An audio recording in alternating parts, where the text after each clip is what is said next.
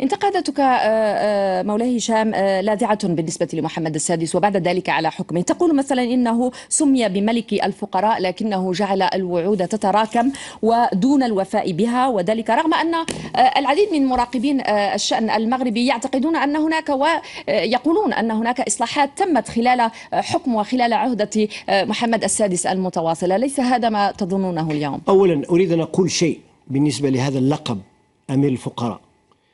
هذا اللقب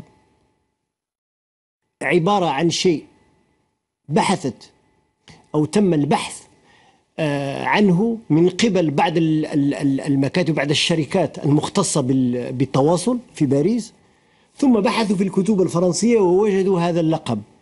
وعادة يأتي هذا اللقب، كانوا يلقب به طبعا الملوك الفرنسيين لو روا دي بوف، وكان يأتي هذا اللقب يصاحبه لقب آخر وهو الملك الكسول.